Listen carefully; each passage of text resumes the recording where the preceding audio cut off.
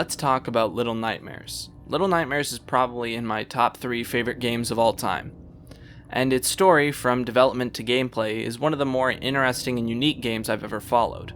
So let's take a look from early development to gameplay, story, and the upcoming second game.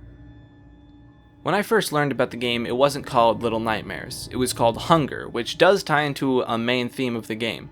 However, I guess you can understand why they changed it if you were to try and search up Hunger Game. I didn't hear about it for a while until it was about to come out. Developed by Tarsier Studio, who'd worked on Little Big Planet in the past, Little Nightmares ended up cultivating quite a bit of a cult following, and a lot of Let's Players, including myself, played it as soon as it came out. So let's look at how it actually plays. The game has 0 dialogue, one very simple cutscene at the very beginning, and a very loose story. But there is a story.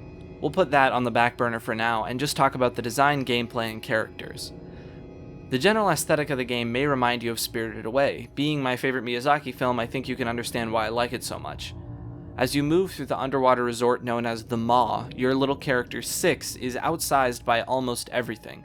Every puzzle and level is made to emphasize this. Every lever, every door is a struggle. As you progress, you move through different levels, all with unique aspects but never straying from the general feeling.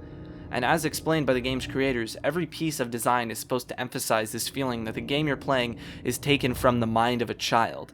The puzzle aspects being a childish adventure, and the terrifying parts being made even scarier from your perspective. The characters are all horrifyingly unique, from the long-armed janitor who feels around and listens for your every sound, being unable to see, to the meticulous and unsettling chefs who wear skin suits on top of their bodies, to the disgusting guests who will eat anything in front of them, including you.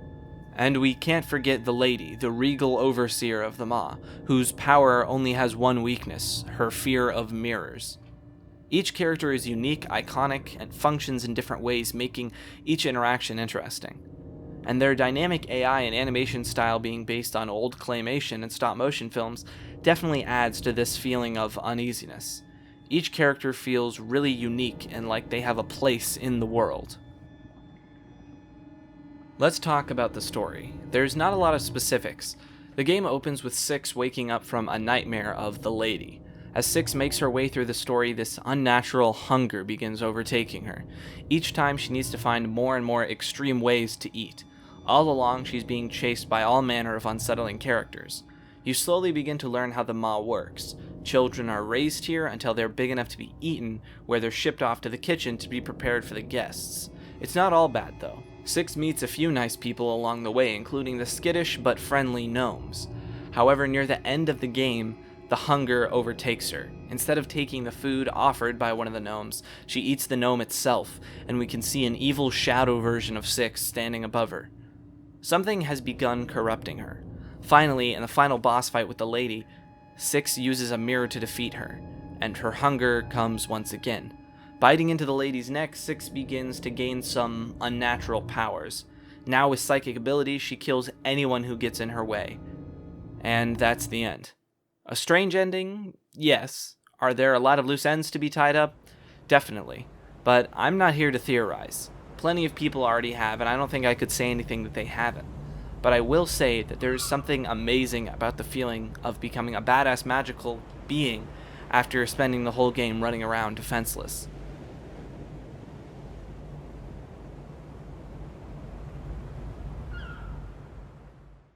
So that brings us to the sequel. Coming out sometime this year, hopefully, we'll see the return of Six as well as a boy with a bag over his head. What exactly the game is about, we're not sure yet, but it seems to be very far from the Maw.